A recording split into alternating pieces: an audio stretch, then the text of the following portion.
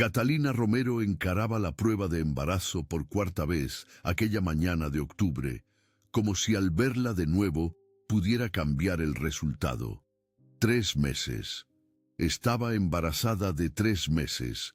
Sus manos temblaban al sostener el plástico blanco. Su reflejo en el baño mostraba a una mujer de 37 años que ya no reconocía. Ojeras profundas, cabello castaño despeinado, ropa que empezaba a ajustarse en la cintura. Fuera de la puerta, oía a Diego arrastrando maletas por el pasillo de madera del apartamento en la Roma Norte. Él partía hacia San Diego esa tarde, para siempre, y ella aún no hallaba el valor de decir que cargaba un hijo suyo. 15 años trabajando en la misma editorial, ascendiendo lento de asistente editorial a editora senior, construyendo una carrera que creía sólida como una roca. Luego llegó la reunión de emergencia un viernes lluvioso, hace 3 meses. Bancarrota. La palabra sonó en el auditorio como sentencia de muerte. Despidos inmediatos. Seguridad escoltando empleados para recoger sus pertenencias en cajas de cartón provistas. Catalina recordaba la sensación surreal de vaciar su escritorio mientras colegas lloraban, sus plumas y cuadernos cayendo en la caja con ruidos huecos que resonaban el vacío creciente en su pecho. 3 meses de postulaciones después de eso. Más de 200 solicitudes enviadas, respuestas automáticas diciendo que su perfil no correspondía a los requisitos. Silencio absoluto de la mayoría. Algunas entrevistas por video donde veían su rostro y experiencia, y luego nunca más respondían. Sus ahorros se derretían como nieve bajo el sol del verano. Primero desaparecieron los lujos. Luego las necesidades básicas comenzaron a ser negociables. ¿Cuántas comidas al día eran realmente esenciales? Podría caminar en lugar de tomar el metro. ¿Necesitaba la calefacción encendida cuando tenía cobijas? Diego llamó la semana pasada. Su voz sonaba distinta por teléfono, más ligera, como si un peso se hubiera quitado de sus hombros. Catalina, necesito contarte algo. Larga pausa. Ella apretó el teléfono, sus nudillos blancos. Conocí a alguien. Jennifer, trabaja en la oficina. Nos vamos a casar el próximo mes. Las palabras cayeron como piedras en su estómago. Matrimonio, el próximo mes. Abrió la boca para hablar del embarazo, pero oyó su propia voz decir, «Estoy embarazada, Diego, de 3 meses». Silencio del otro lado. Luego, ¿estás seguro de que es mío? Es decir, ¿cómo puedo saberlo? Colgó antes de que él terminara, antes de que la rabia y la humillación la consumieran por completo. El aviso de desalojo llegó 2 días después de la llamada de Diego. Un sobre blanco se deslizó por debajo de la puerta con el sello del juzgado en la esquina superior. 60 días para desocupar. Ella no había podido pagar los últimos 3 meses de renta. La casera había sido paciente, pero la paciencia tenía límites, especialmente en una ciudad donde los departamentos se llenaban en horas. Catalina miró alrededor del pequeño espacio que llamó hogar por 6 años. Paredes blancas que nunca tuvo permiso de pintar, piso de madera rayado, cocina estrecha donde preparaba comidas solitarias. ¿Sería tan difícil dejar ese lugar? Sí, se dio cuenta, porque era todo lo que tenía. Vender sus cosas fue como arrancarse pedazos del alma. El librero de caoba que había sido de su madre adoptiva, vendido por 3,000 pesos a un anticuario que sabía de su desesperación y negoció sin piedad. Libros acumulados a lo largo de una vida entera. 500 pesos el lote completo. Ropa que ya no le quedaba ahora que el embarazo empezaba a notarse. 1,000 pesos. La joya de familia que su abuela adoptiva le había dejado. Un broche de oro con zafiro que era su única conexión tangible con un linaje que no era biológicamente suyo. 15,000 pesos de un comprador en línea que ni se dignó a negociar en persona. Cada venta dejaba el departamento más vacío, más frío, más parecido a lo que ella se convertiría pronto, despojada, sin raíces, a la deriva. La mañana del desalojo, Catalina se despertó temprano, aunque no había dormido de verdad. Sus pocas posesiones restantes estaban empacadas en 3 maletas gastadas. Ropa suficiente para una semana. Documentos importantes en una carpeta de plástico. Fotografías de sus padres adoptivos, fallecidos hacía 5 años en un accidente automovilístico que la había dejado verdaderamente huérfana. Ella se sentó en el suelo vacío de la sala, recargada en la pared, escuchando los ruidos de la ciudad que despertaba afuera. Bocinas distantes, voces de gente yendo a trabajar, vidas que continuaban normalmente mientras la suya se desmoronaba. A las 9 en punto, golpes firmes en la puerta. El personal de desalojo era educado pero indiferente, profesionales que hacían ese trabajo todos los días y veían mujeres como ella regularmente. Sus maletas fueron colocadas en la banqueta con eficiencia mecánica. Uno de ellos cambió las cerraduras mientras ella observaba desde la calle el ruido del taladro perforando no solo la puerta, sino cualquier ilusión de que aún pertenecía a ese lugar. Cuando terminaron, los hombres se fueron sin mirar atrás. Catalina se quedó parada junto a sus maletas, embarazada de 3 meses, desempleada, sin hogar, en una fría mañana de noviembre con nubes grises que prometían lluvia. Su celular sonó, número desconocido. Casi no contestó, cansada de llamadas de cobranza y estafadores, pero algo la hizo aceptar. «Señorita Romero», le habla el licenciado Jorge Ramos, del bufete Ramos sin Asociados. La contacto en relación con el patrimonio de su tía abuela, doña Victoria, mamá Vicky Castañeda. Catalina frunció el ceño. ¿Tía abuela? Disculpe, debe haber un error. No tengo familia. Fui adoptada de bebé. La voz del abogado era amable pero firme. No hay error, señorita Romero. Victoria Castañeda era hermana de su abuelo materno. Falleció hace 3 meses y dejó instrucciones muy específicas para que usted fuera localizada e informada de su herencia. Herencia. La palabra sonó absurda en su situación actual, sentada en una banqueta junto a todo lo que poseía en el mundo. ¿Qué tipo de herencia?, preguntó Catalina con la voz ahogada. Jorge Ramos hizo una pausa, como si eligiera cuidadosamente las palabras. La propiedad Hacienda El Refugio de la Luna, en la Sierra Norte de Oaxaca, señorita Romero. La casona y aproximadamente 80 hectáreas de tierra. Usted es la única pariente viva de Victoria y por lo tanto la única heredera. ¿Puedo proporcionarle la dirección si desea visitar la propiedad? Catalina miró el aviso de desalojo caído junto a su maleta. ¿A dónde más iría? Sí, por favor. Iré ahora mismo. El taxi que la llevó a la Sierra Norte de Oaxaca costó más de lo que debía gastar, pero Catalina no tuvo elección. No había autobús directo, y cargar 3 maletas en transporte público, embarazada y exhausta, estaba más allá de sus fuerzas. El taxista era un hombre mayor que intentó conversar inicialmente, pero se rindió al percibir que ella no tenía energía para ser educada. Miraba por la ventana mientras la ciudad daba paso gradualmente a los suburbios, luego a zonas rurales, campos abiertos, antiguas fincas, letreros que indicaban pequeños poblados con nombres que nunca había escuchado. La Sierra Norte de Oaxaca estaba a casi 2 horas de distancia, un mundo diferente de la vida urbana que siempre había conocido.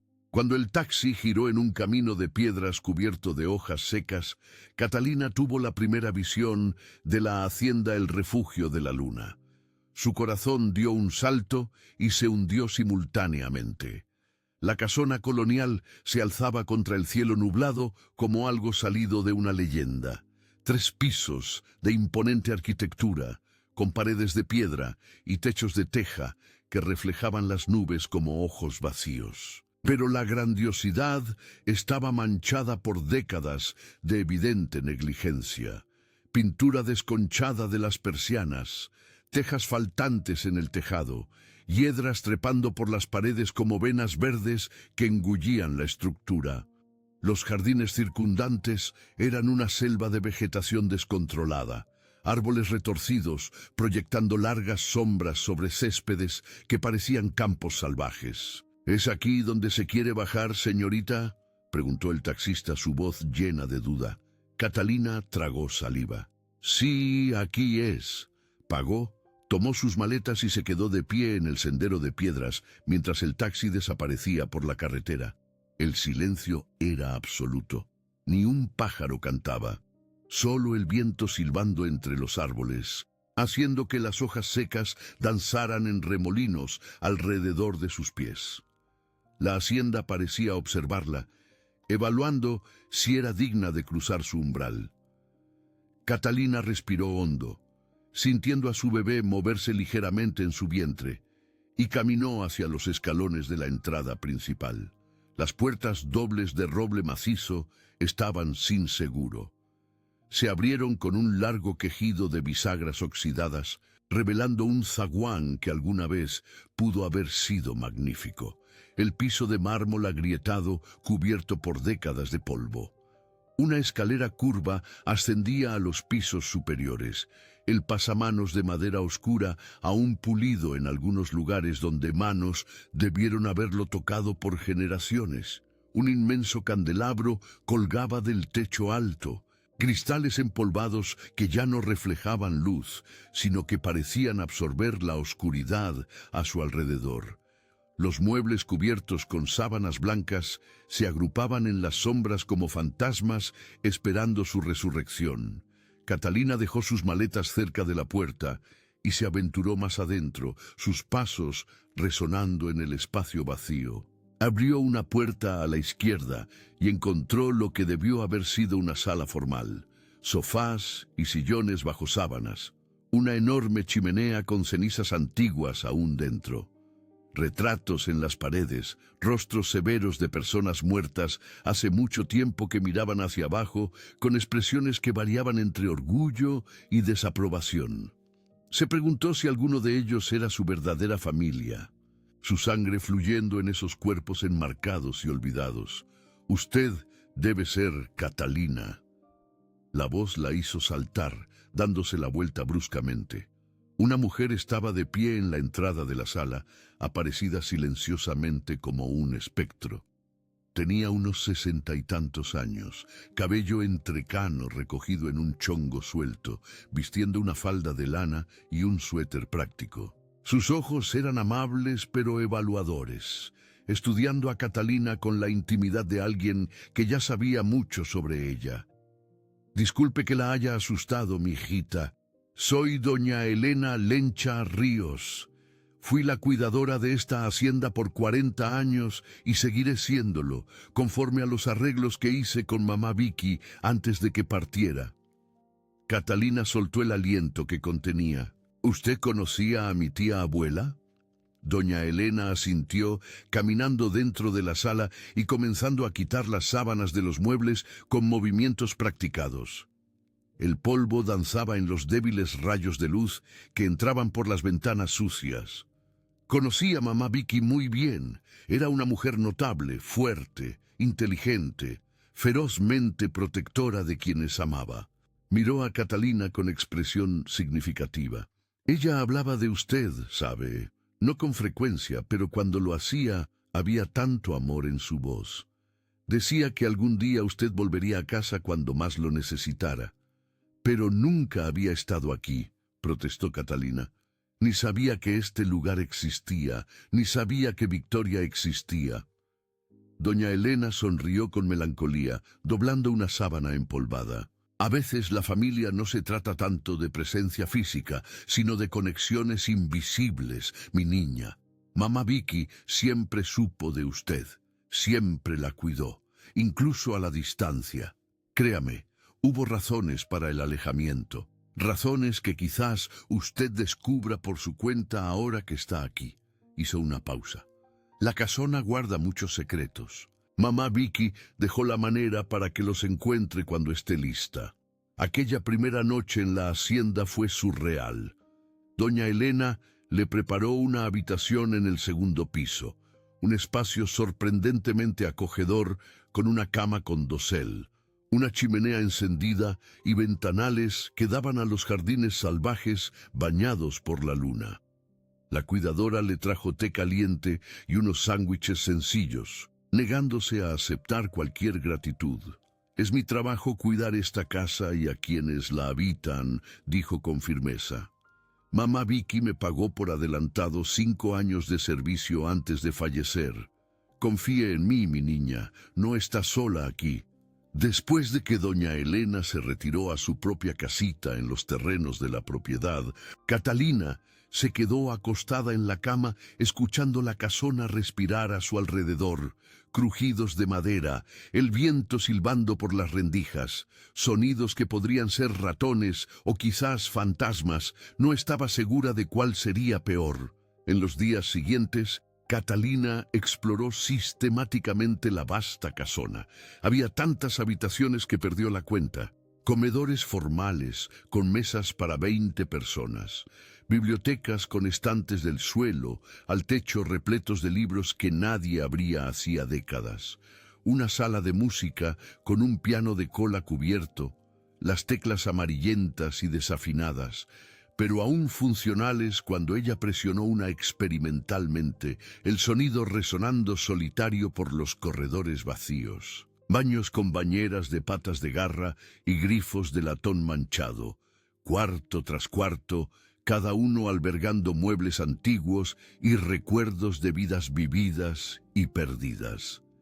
Fue al tercer día cuando notó algo extraño en el zaguán principal.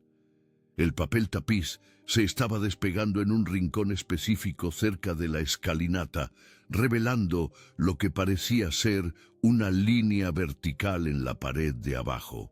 Catalina tiró del papel con cuidado, ignorando la protesta de sus músculos cansados y la ligera náusea matutina que aún la atormentaba ocasionalmente. Más papel se soltó, revelando no una línea sino un borde, una puerta. Había una puerta oculta allí, pintada del mismo color que la pared y disimulada por capas de papel tapiz aplicado a lo largo de décadas. Tomó 20 minutos de cuidadoso trabajo encontrar el mecanismo. Un panel que, presionado hacia adentro, destrababa la puerta con un clic satisfactorio.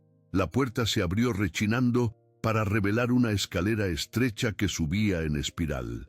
Catalina dudó solo un momento antes de subir, usando la linterna del celular para iluminar los peldaños de madera gastados por el tiempo. La escalera conducía a una pequeña habitación en la cima de una de las torres, un espacio que no había aparecido en ninguna de las habitaciones que ella había explorado previamente.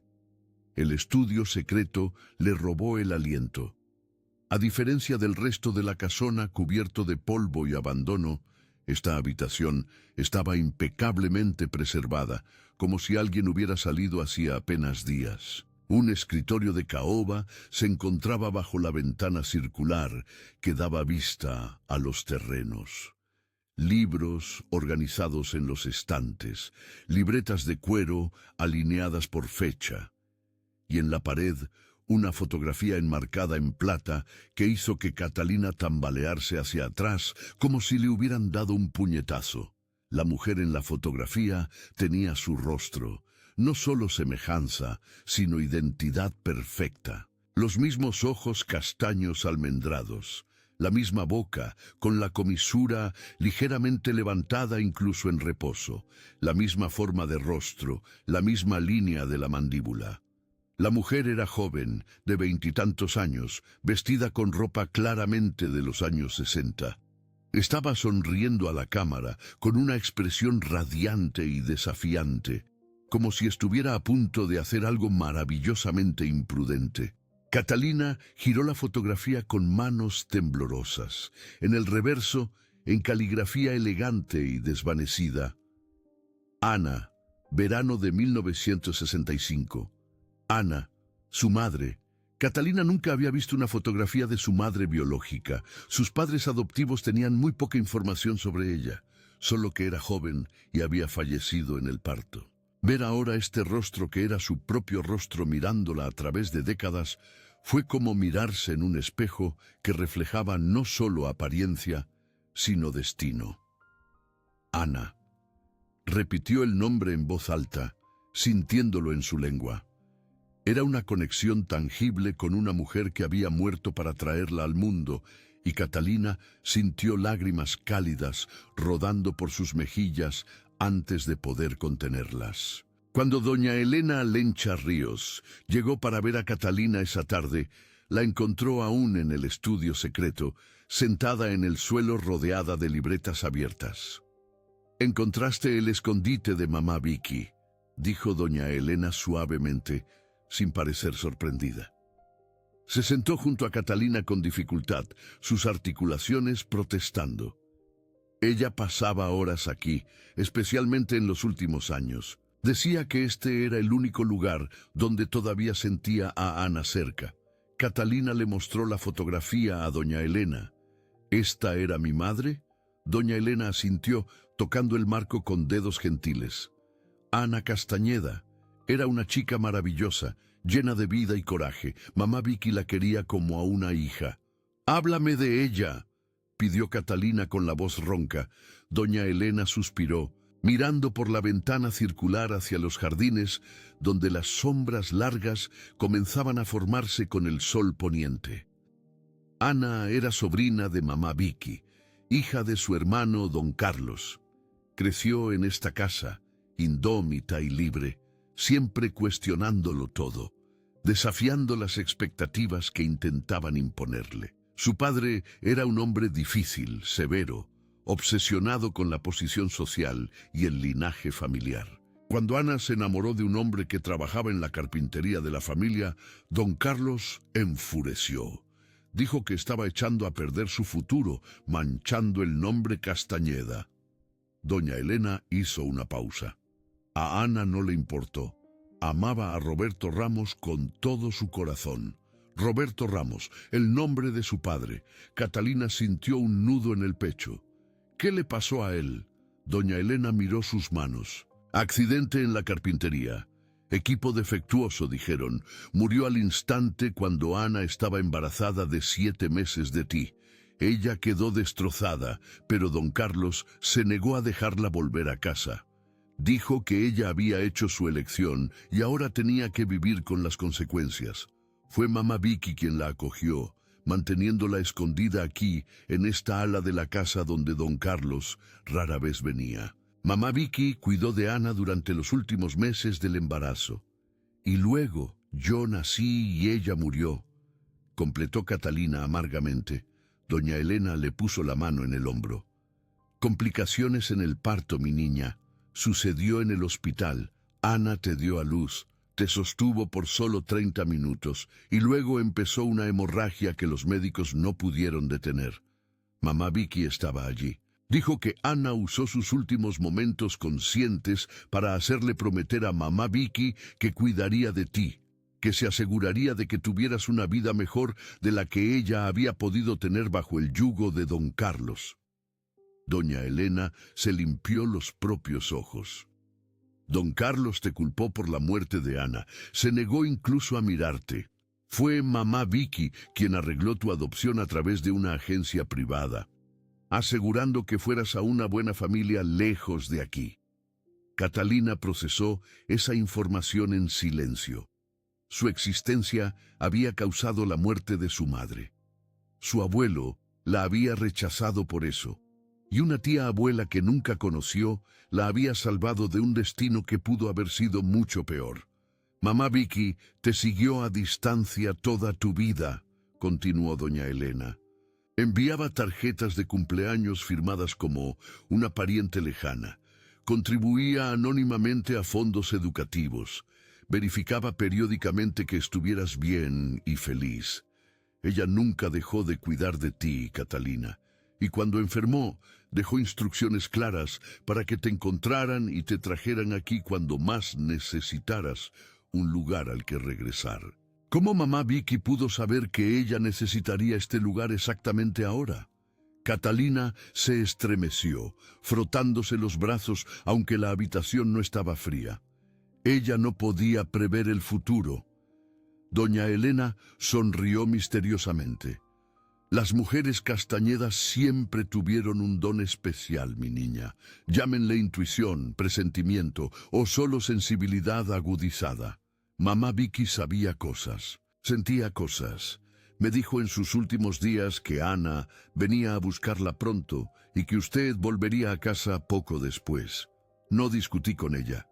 40 años trabajando aquí me enseñaron a no cuestionar ciertas cosas. Catalina pasó aquella noche leyendo los diarios de mamá Vicky. La caligrafía elegante detallaba décadas de vida en esta hacienda, observaciones sobre las estaciones cambiando, jardines floreciendo y muriendo, reformas y reparaciones necesarias. Pero intercalados con esas anotaciones mundanas había pensamientos más profundos, reflexiones sobre Ana y la injusticia de su muerte joven, preocupaciones sobre Catalina creciendo lejos, esperanzas de que fuera feliz, y frecuentemente menciones a luchas contra los Salazar, sin elaborar quiénes eran o por qué eran problemáticos. El nombre Salazar aparecería de nuevo muy pronto. 3 días después de que Catalina se hubiera instalado lo suficiente para empezar pequeños arreglos en la cocina, cambiando focos fundidos y limpiando armarios, una Mercedes negra pulcra giró por el camino de piedras. Un hombre bajó, de trajes caros y cabello grisáceo peinado hacia atrás, cargando un portafolio de piel. Tocó la puerta con confianza, sonriendo ampliamente cuando Catalina abrió. Señorita Romero, soy Ricardo Salazar Moncada, del Grupo Salazar de Desarrollos. Bienvenida a Oaxaca. Espero que se esté instalando bien en la hacienda. Había algo en su familiaridad que incomodó a Catalina de inmediato. ¿Cómo había sabido que ella estaba aquí? Gracias, dijo ella cautelosamente, sin invitarlo a pasar. Ricardo pareció no notarlo, continuando alegremente.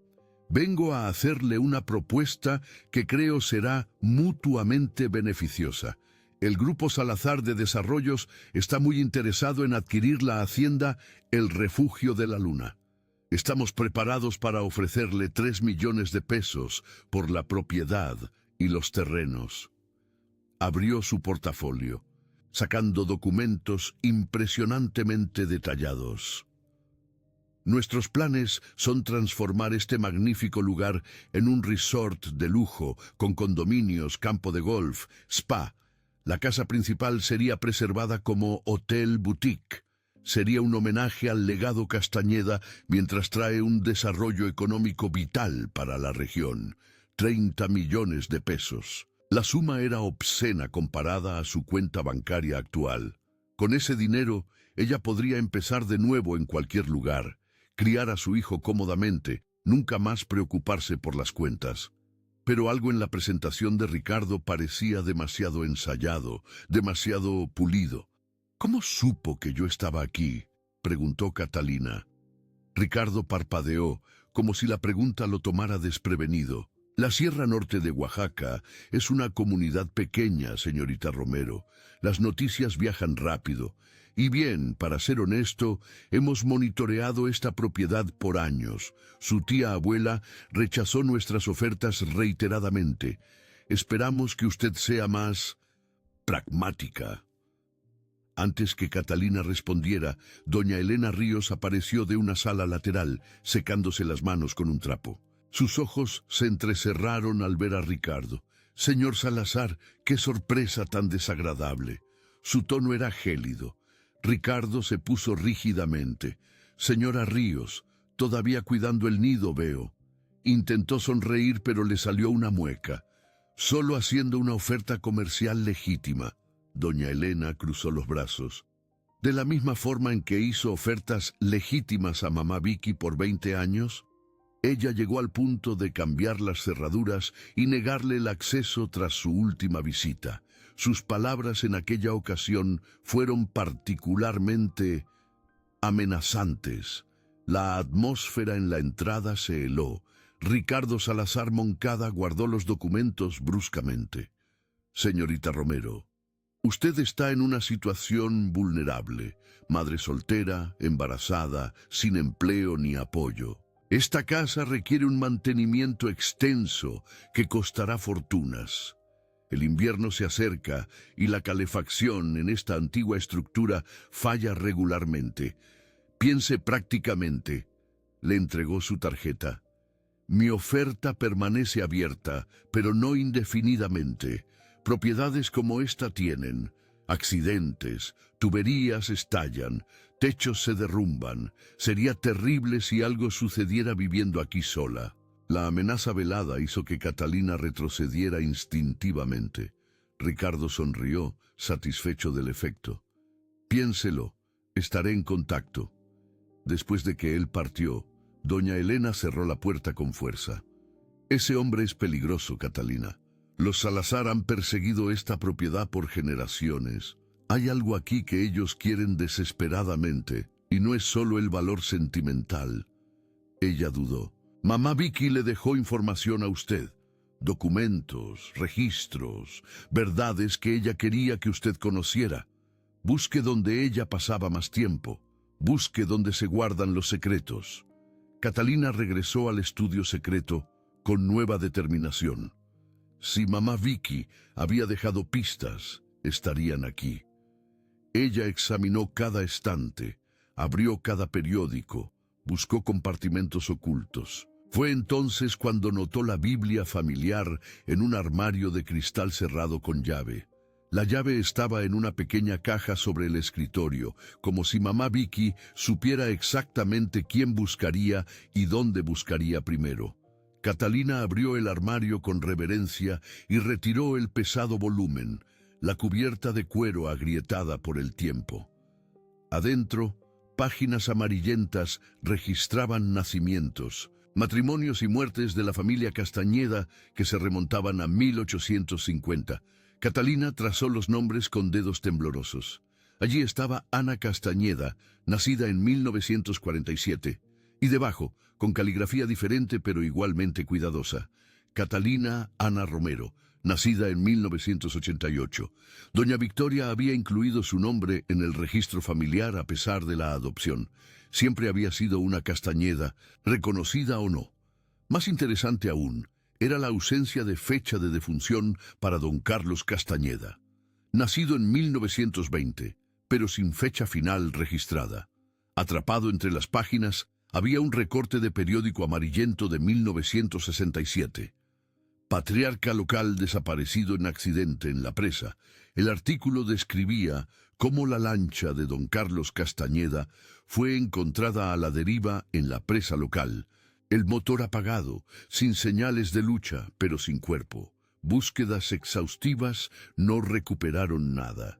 Don Carlos Castañeda simplemente había desaparecido una noche de agosto, dejando esposa e hija adolescente.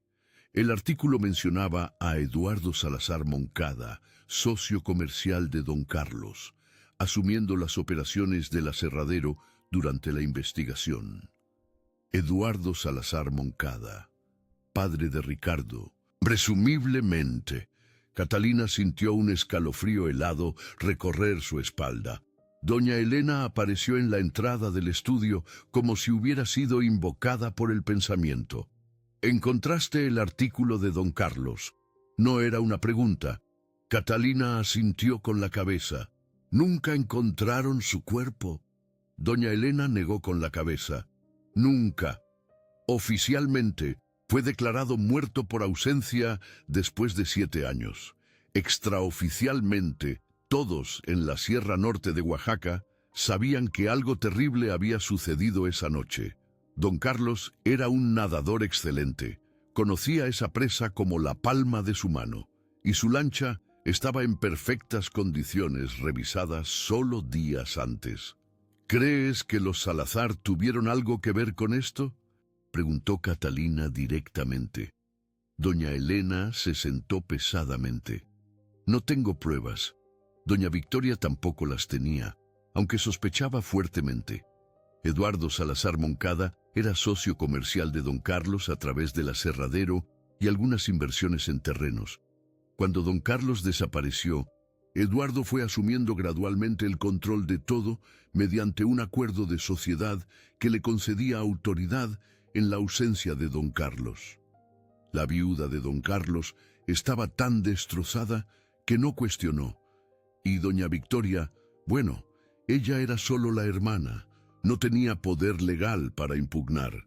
Doña Elena miró por la ventana. Pero doña Victoria era inteligente, paciente. Durante décadas trabajó en silencio, reconstruyendo lo que los Salazar pensaban haber arrebatado. Catalina siguió volteando las páginas de la Biblia, buscando más pistas. Entre las últimas páginas, algo cayó al suelo con un tintineo metálico. Una llavecita de latón, marcada solo con el número 3. Catalina la recogió, volteándola a la luz. ¿Qué crees que abre esto? Doña Elena se inclinó para examinarla. Hay una caja fuerte antigua en el cuarto de mamá Vicky. Nunca pude abrirla. Ella dijo que cuando fuera el momento adecuado, la llave aparecería. Fueron juntas al cuarto principal en el tercer piso, un espacio sorprendentemente modesto para la dueña de la hacienda. Mamá Vicky claramente había valorado la comodidad por encima de la ostentación. La caja fuerte estaba empotrada en la pared detrás de un retrato de Ana joven.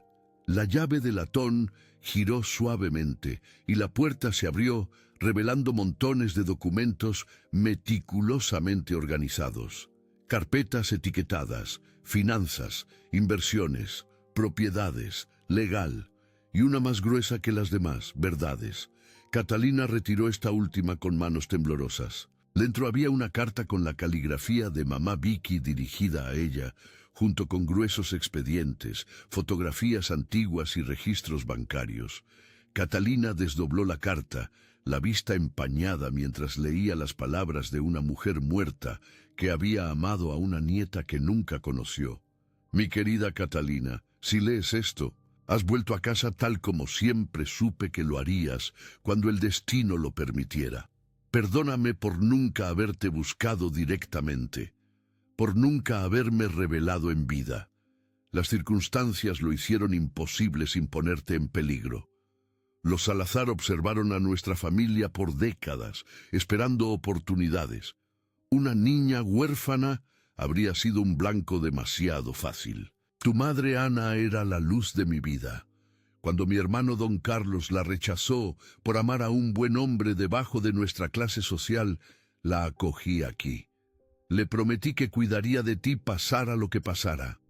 Su muerte no fue un accidente natural del destino, Catalina.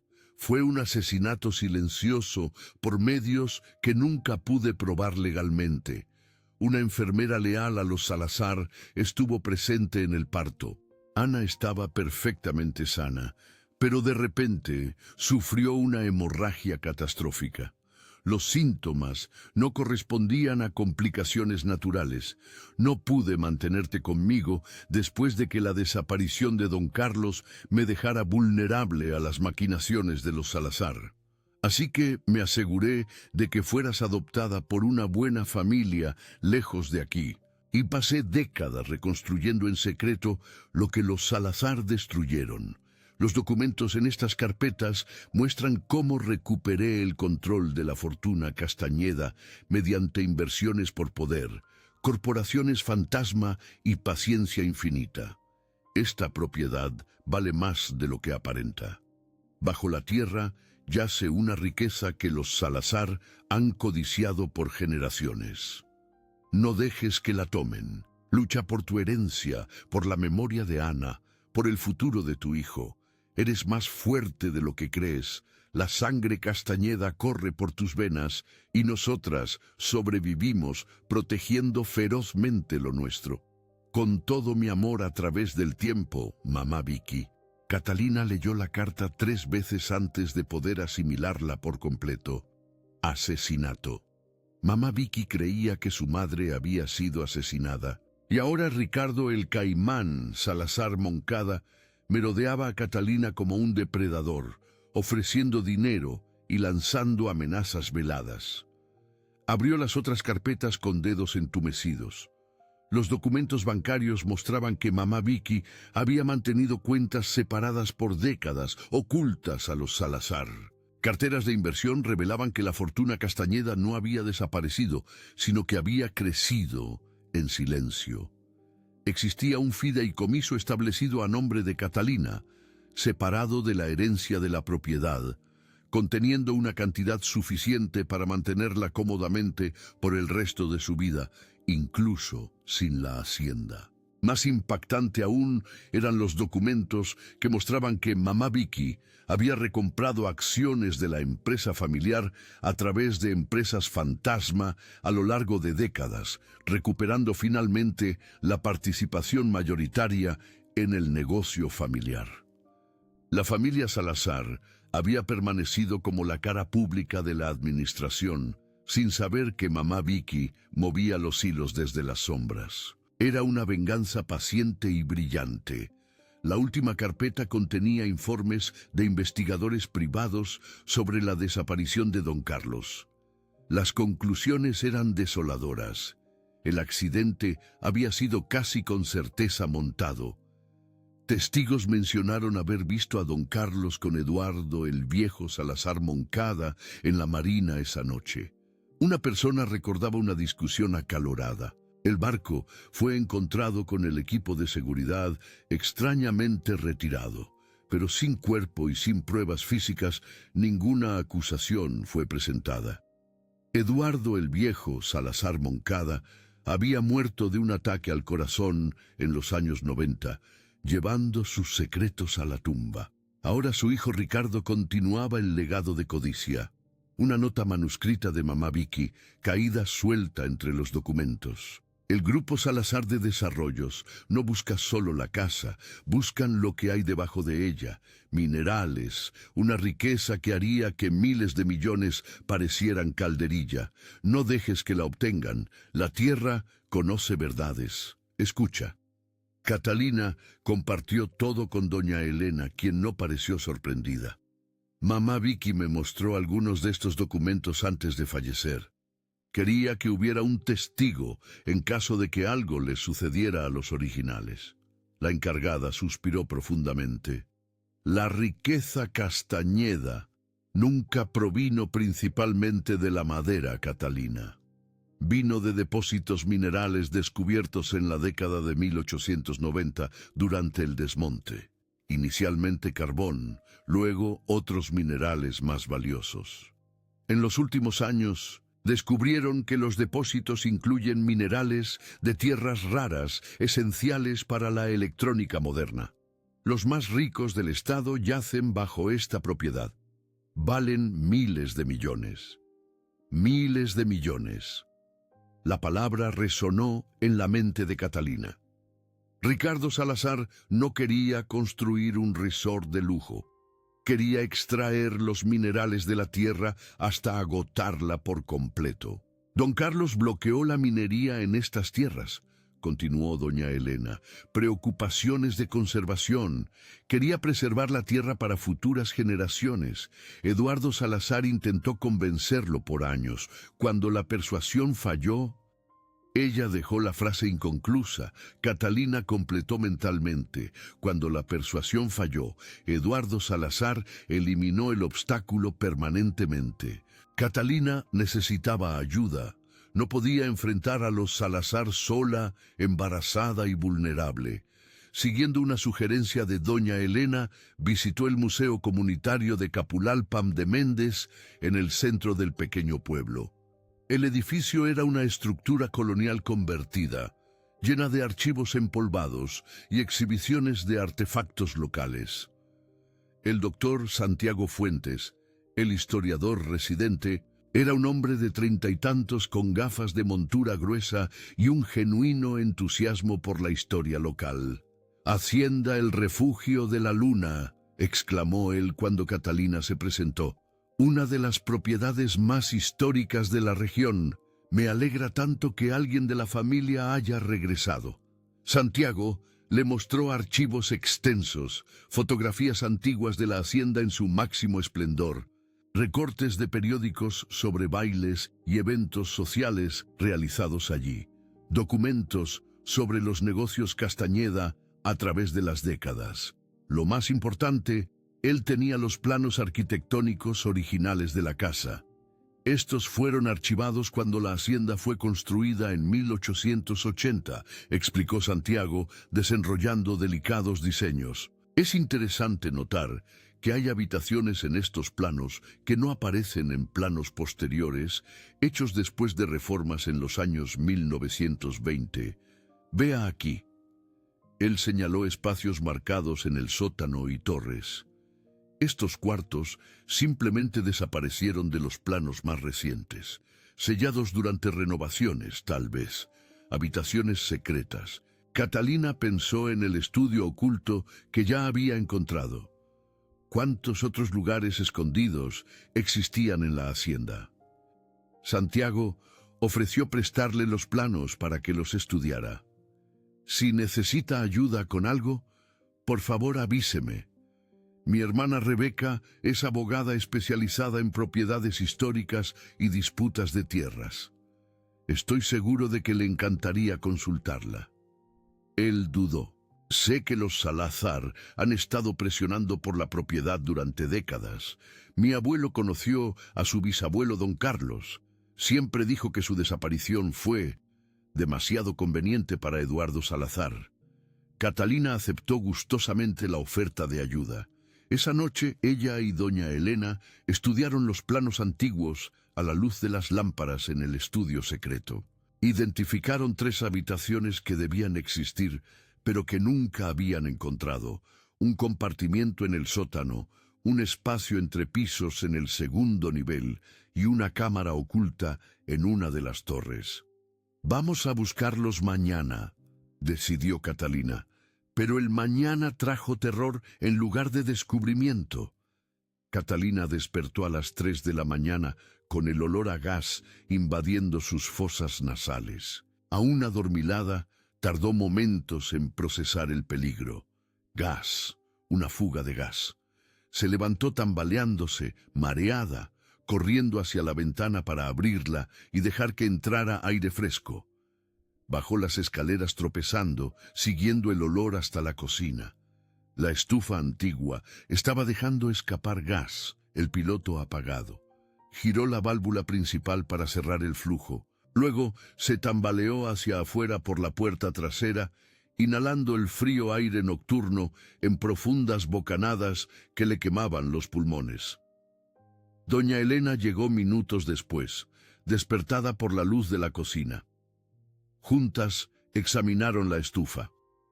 La válvula de seguridad había sido aflojada deliberadamente.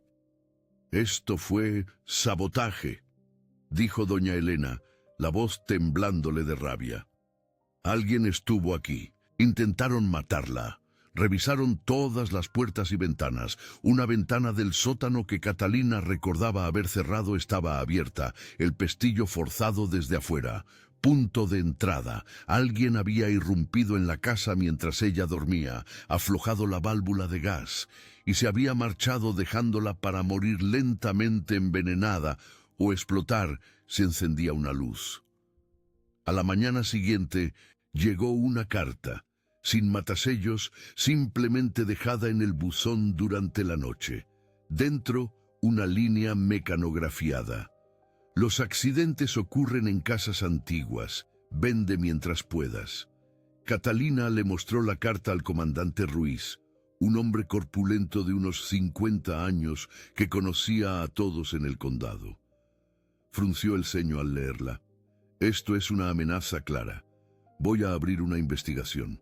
Pero ambos sabían que probar quién la había enviado sería casi imposible sin evidencia física. Santiago Fuentes apareció esa tarde con equipo de seguridad. Sin pedir permiso, instaló cámaras de vigilancia cubriendo todos los puntos de entrada. Reforzó las cerraduras y verificó personalmente cada ventana. «Nadie va a hacerte daño», dijo firmemente. Catalina sintió gratitud y algo más que le calentó el pecho. Este hombre, prácticamente un extraño, la estaba protegiendo sin esperar nada a cambio. «¿Por qué haces esto?», preguntó ella suavemente. Santiago sonrió. Mi abuelo fue el mejor amigo de Roberto Ramos, tu padre. Cuando Roberto murió, él juró proteger a su familia si algún día podía. Creo que ese deber recae en mí ahora. Usando los planos arquitectónicos como guía, Catalina y Santiago comenzaron la búsqueda sistemática de las habitaciones ocultas. El sótano era un laberinto húmedo de cimientos de piedra y rincones oscuros. Siguiendo las mediciones en los planos, encontraron una discrepancia en la pared oeste. Debería haber 2 metros más de espacio de lo que veían. Santiago golpeó la pared con los nudillos, escuchando cambios en el sonido. Aquí, hueco. Requirió un trabajo cuidadoso con una palanca para aflojar los paneles de madera que disfrazaban una puerta sellada. Detrás, un pasillo estrecho que olía a moho y a siglos conducía a una escalera oculta que ascendía a través de los espacios entre los pisos. Subieron cautelosos, probando escalones. Escalera terminaba en puerta con llave. Santiago cortó con soplete candado oxidado. La puerta cedió, revelando un cuarto como cápsula del tiempo. El despacho de don Carlos Castañeda, sellado desde 1967. Polvo espeso cubría todo. Muebles ordenados como si recién hubiera salido su ocupante. Escritorio de roble macizo, archiveros de metal, caja fuerte empotrada. Catalina se acercó a la caja fuerte con reverencia. Santiago examinó la puerta cerrada. Necesitamos cerrajero especializado. Pero Catalina recordó lo que mamá Vicky escribió. La tierra sabe verdades. Miró el cuarto. En la pared, una pintura al óleo de la hacienda El Refugio de la Luna en su gloria. La descolgó. Al reverso, números discretos, 18, 34, 12. La combinación del cofre. Dentro, documentos que lo cambiarían todo. El verdadero testamento de don Carlos Castañeda, fechado una semana antes de su desaparición, con mamá Vicky de testigo. Dejaba todo a Ana, con mamá Vicky de albacea hasta que Ana cumpliera 25. Crucialmente, incluía cláusula prohibiendo minería o extracción de recursos en la propiedad principal por 100 años tras su muerte. Este testamento jamás fue archivado, permitiendo a Eduardo Salazar Moncada alegar que don Carlos murió sin testamento válido e invocar un acuerdo de sociedad. El diario personal de don Carlos en compartimento oculto del escritorio. Catalina lo abrió con manos temblorosas, leyendo entradas que detallaban crecientes sospechas sobre Eduardo Salazar Moncada. Don Carlos descubrió desfalcos, fondos desviados, en compras secretas de acciones con información privilegiada. La última entrada del día antes de su desaparición era escalofriante. Eduardo amenazó a Ana hoy al rechazar su propuesta final de minería. Dijo que los accidentes les pasan a jóvenes que andan solas. No puedo permitir que amenace a mi hija. Moví los levantamientos geológicos a la caja fuerte del barco por seguridad. Mañana lo confrontaré con la evidencia de sus crímenes. Si algo me sucede, Victoria sabe dónde buscar verdad. Catalina leyó en voz alta a Santiago, quien palideció. Esto es confesión de asesinato. Eduardo Salazar Moncada mató a don Carlos Castañeda.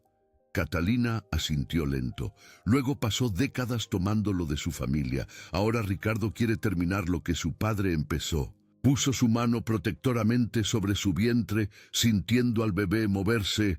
Pero no mientras yo esté viva. Llevaron los documentos de inmediato a la licenciada Rebeca Fuentes, la abogada. Ella los examinó con meticulosidad. Sus ojos se abrieron al procesar las implicaciones. Este testamento es válido, testificado apropiadamente con fecha adecuada. El hecho de que nunca se haya presentado no lo invalida. Esto significa que cualquier transferencia de propiedad subsiguiente basada en la ausencia de testamento es nula. Y esta cláusula sobre la minería de tierras raras. Ella exclamó con un silbido bajo. Ricardo Salazar Moncada no puede tocar esos minerales por 61 años más. hasta el 2128. Son miles de millones a los que no puede acceder legalmente. No se dará por vencido fácilmente, advirtió el doctor Santifuentes. Rebeca asintió. Necesitamos presentar esto de inmediato ante el juzgado de lo familiar y obtener una orden de protección contra los Salazar. También recomiendo hacerlo público. Hombres como ellos operan en las sombras. La luz del sol es el mejor desinfectante. En menos de 24 horas, el testamento ya estaba registrado y la historia estaba en todos los periódicos locales. Heredera Castañeda descubre testamento escondido. Expone décadas de fraude Salazar. Ricardo Salazar Moncada apareció en la hacienda El Refugio de la Luna a medianoche de ese día. Catalina escuchó el coche llegar y revisó las cámaras de seguridad. Ricardo y dos hombres robustos intentaban entrar discretamente por la puerta lateral. Ella despertó a doña Elena y llamó al comandante Ruiz antes de bajar a confrontarlos. ¿Puedo ayudarlos, caballeros?, preguntó Catalina desde lo alto de la escalera, con una voz sorprendentemente firme. Ricardo se giró, sobresaltado de encontrarla despierta. Rápidamente recompuso su expresión en una falsa preocupación. «Catalina, lamento asustarla. Nos enteramos de la fuga de gas y quisimos verificar que estuviera a salvo. La puerta estaba sin seguro». «La puerta estaba con seguro», corrigió Catalina con frialdad, bajando las escaleras. Doña Elena emergió de una sala lateral, sosteniendo un teléfono que visiblemente grababa.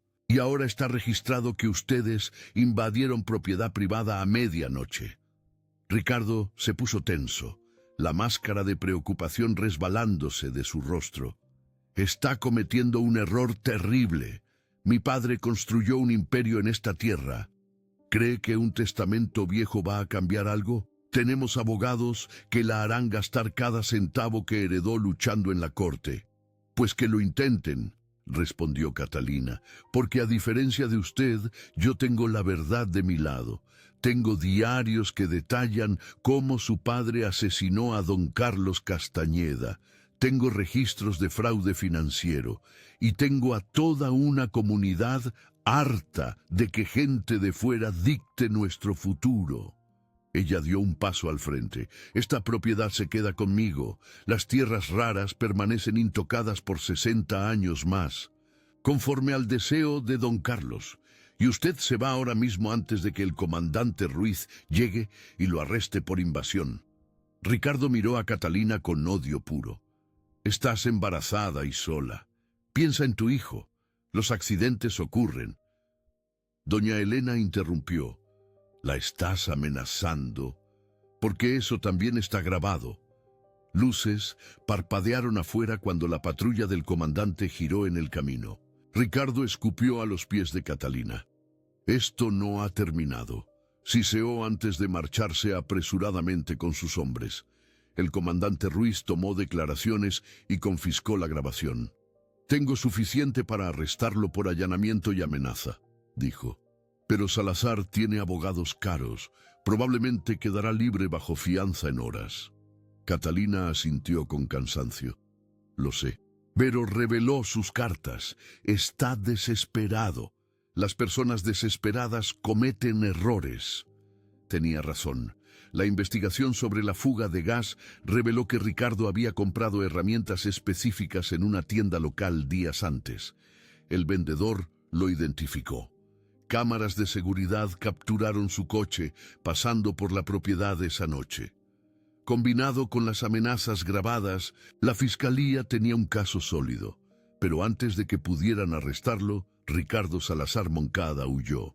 Durante una tormenta violenta que aisló la Sierra Norte de Oaxaca inundando carreteras, él abordó un jet privado desde el Aeropuerto Internacional de Oaxaca, transfiriendo millones a cuentas en el extranjero.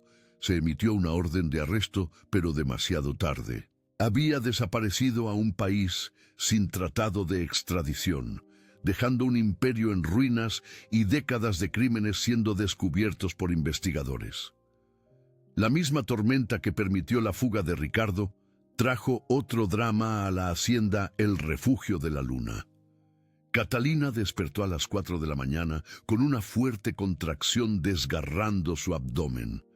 35 semanas. 5 semanas demasiado pronto. Intentó mantener la calma, respirando a través del dolor, pero cuando rompió fuente, el pánico la dominó. «¡Doña Elena!», gritó ella. La celadora llegó corriendo segundos después, evaluando la situación de inmediato. «El bebé está llegando. Necesitamos ir al hospital». Pero cuando intentaron salir, descubrieron que las carreteras estaban completamente inundadas. Los teléfonos no funcionaban. Las torres celulares, derribadas por la tormenta, estaban completamente aisladas. Doña Elena tomó el mando con la calma nacida de la experiencia. «Ya he asistido partos de emergencia antes, querida. Lo lograremos». Ella mandó a Santiago, quien había llegado para chequearlas antes de la tormenta, a hervir agua y traer toallas limpias. Catalina fue llevada a una habitación en la planta baja, acostada en una cama preparada apresuradamente. Las contracciones se intensificaron rápidamente, cada ola de dolor más fuerte que la anterior. Ella apretó la mano de doña Elena con fuerza aplastante. «Tengo miedo», susurró. «¿Y si pasa algo como le pasó a mi madre?» «Nada te va a pasar», prometió doña Elena firme. «Eres fuerte, más fuerte de lo que sabes. Y no estás sola, querida. Nunca estás sola». Catalina cerró los ojos, concentrándose en respirar, y extrañamente, en la cima del dolor, sintió una presencia. 2 figuras indistintas pero reconfortantes. Una con el rostro de la fotografía, Ana joven y sonriente. La otra, mayor, elegante, con ojos sabios que solo podían ser Victoria. Sabía que era imposible, delirio por dolor y extenuación, pero la fuerza fluyendo de ellas fue real para anclarla. 3 horas después, al nacer el sol, tiñendo el cielo de rosa y dorado tras la tormenta, el llanto de un bebé llenó la hacienda. Una niña, pequeña pero sana, con pulmones fuertes y ojos alertas cuando doña Elena la puso en los brazos de Catalina. «Victoria Ana Romero», murmuró Catalina, mirando a su hija con amor abrumador. «Bienvenida a casa, pequeña». Doña Elena envolvió a la bebé en un cobertor bordado a mano con pequeñas flores y la letra A. «Este fue tuyo al nacer», dijo suavemente. Victoria lo guardó todos esos años. En los días siguientes, las noticias llegaron en oleadas. Ricardo Salazar Moncada estaba en un país sudamericano sin extradición. Pero investigaciones revelaron décadas de corrupción en el Grupo Salazar de Desarrollos. Antiguos propietarios demandaban por fraude. Accionistas descubrían desfalcos. Su imperio de mentiras se desmoronaba espectacularmente. Mientras tanto, la hacienda El Refugio de la Luna experimentaba un renacimiento. Residentes del pueblo cercano empezaron a llegar, compartiendo historias de cómo doña Victoria había ayudado anónimamente a media comunidad a través de fundaciones fantasma, becas, cuentas médicas pagadas, préstamos comerciales en tiempos difíciles. Doña Victoria vivió modestamente, pero dio generosamente, y la comunidad quería retribuir. El doctor Miguel Estrada, médico jubilado que había asistido el parto de Catalina, vino a visitarla semanas después, sentado en la sala de estar, mientras la bebé Victoria dormía plácidamente en la cuna improvisada, compartió verdades que había guardado por décadas. «La muerte de su madre siempre me inquietó», confesó él. «Ana estaba perfectamente sana durante todo el embarazo, pero las complicaciones fueron súbitas y severas, síntomas que se parecían más a ciertas toxinas que a dificultades naturales del parto. Mencioné mis sospechas al forense, pero él era amigo cercano de los Salazar. Mi informe fue archivado. Nada se investigó. Él miró a Catalina con ojos llenos de remordimiento. Victoria lo sabía. Ella me buscó semanas después. Me hizo contar todo lo que había observado. Dijo que arreglaría tu adopción inmediata, no solo debido al rechazo de don Carlos, sino por un miedo genuino por tu seguridad. Si los Salazar mataron a Ana para acceder a la herencia a través de don Carlos, una bebé huérfana sería un blanco aún más fácil. Catalina asimiló esto mientras abrazaba a su bebé con más fuerza. Mamá Vicky la había protegido toda su vida sin que ella lo supiera. Había invertido décadas reconstruyendo secretamente su fortuna, vigilando desde lejos, esperando el momento justo para traer a Catalina de vuelta cuando fuera lo suficientemente fuerte para defenderse. Era un amor paciente y feroz, que trascendía la muerte y la distancia. 6 meses después, la hacienda El Refugio de la Luna estaba transformada. El ala este había sido renovada en una casa de apoyo para madres y bebés en crisis, ofreciendo un santuario seguro y apoyo sin juicios. El ala oeste preservaba el legado histórico de la familia, con el estudio secreto de mamá Vicky, convertido en un pequeño museo que mostraba periódicos, fotografías y artefactos Castañeda. Visitantes de todo el estado venían a conocer la historia de generaciones de mujeres fuertes que protegieron esta tierra. Los derechos mineros permanecían intocados, protegidos por la cláusula de 100 años de don Carlos. Catalina estableció una fundación para investigar métodos de extracción ambientalmente responsables, asegurando que cuando el plazo eventualmente expirara, cualquier desarrollo sería sostenible. Extensas porciones de la propiedad fueron donadas para uso comunitario, un parque público infantil, un área de juegos en honor a Ana y vivienda accesible desarrollada sin explotación. Con el Caimán Salazar huido y sus operaciones desmanteladas, la región de la Sierra Norte de Oaxaca experimentaba un renacimiento. Pequeños negocios florecieron sin la intimidación corporativa. Un proyecto de preservación histórica fue aprobado, garantizando que propiedades importantes no pudieran ser desarrolladas de forma predatoria. Catalina, ahora la mayor propietaria de tierras en el municipio y accionista controladora de las reconstruidas industrias Castañeda, usaba su influencia siguiendo el ejemplo de mamá Vicky. Una administración silenciosa en lugar de dominación, apoyo en vez de control. Su relación con Santiago se desarrollaba gradualmente. No era un romance apresurado nacido de la crisis, sino una conexión profunda fortalecida por un propósito compartido y respeto mutuo. Él la ayudaba a gestionar la fundación, investigar la historia Castañeda y restaurar la mansión con amor por los detalles. Victoria Ana lo adoraba, sonriendo cada vez que él aparecía. Catalina se permitía imaginar un futuro donde no estaría sola, donde podría construir la familia que le había sido negada por tanto tiempo.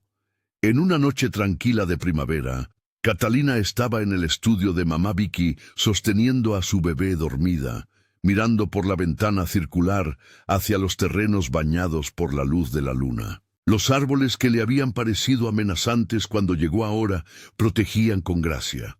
Los jardines habían sido restaurados, flores desabrochando en colores vibrantes.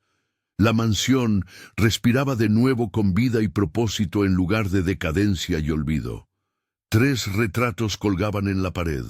Ana Castañeda con una sonrisa brillante y desafiante, ojos llenos de una vida que terminó demasiado pronto. Doña Victoria, mamá Vicky Castañeda con una expresión sabia, la guardiana feroz que reconstruyó la fortuna familiar y protegió a una nieta que nunca conoció. Y una nueva adición, Catalina con la bebé Victoria, el linaje familiar continuando contra todo pronóstico. Catalina sintió una paz profunda por primera vez en años. Lo que comenzó como un refugio desesperado cuando no tenía a dónde ir, se había convertido en un verdadero santuario, no solo para ella, sino para otras mujeres que necesitaban refugio y un nuevo comienzo. Los eslabones rotos en la cadena familiar se habían forjado de nuevo, más fuertes por haber sido probados. Ella pertenecía aquí, arraigada en esta tierra que guardaba secretos e historias de generaciones. La bebé Victoria se movió en su sueño, una pequeña mano agarrando el dedo de Catalina, y en ese momento, mirando a su hija bajo las miradas vigilantes de su madre y tía abuela en los retratos, Catalina comprendió plenamente el legado que había heredado. No solo una propiedad o riqueza, sino la fuerza transmitida a través de generaciones de mujeres Castañeda que enfrentaron la adversidad y protegieron ferozmente lo que amaban. Ella era parte de ese linaje ahora, un eslabón vivo que conectaba el pasado y el futuro. Afuera, el viento sopló suavemente a través de los árboles, llevando consigo susurros de historias antiguas y promesas de nuevos comienzos. La hacienda, el refugio de la luna, permanecía firme, un santuario para todos los que lo necesitaran, protegido por generaciones de mujeres que habían amado esta tierra y sido amadas por ella en retorno. Y dentro de sus paredes una nueva generación crecía, llevando adelante un legado de resistencia, compasión y fuerza inquebrantable. Si te gustó esta historia de superación y un nuevo comienzo, haz clic en el video que aparece en tu pantalla ahora para descubrir otro viaje inspirador de transformación. Y no olvides suscribirte al canal para no perderte las próximas historias que pueden tocar tu corazón.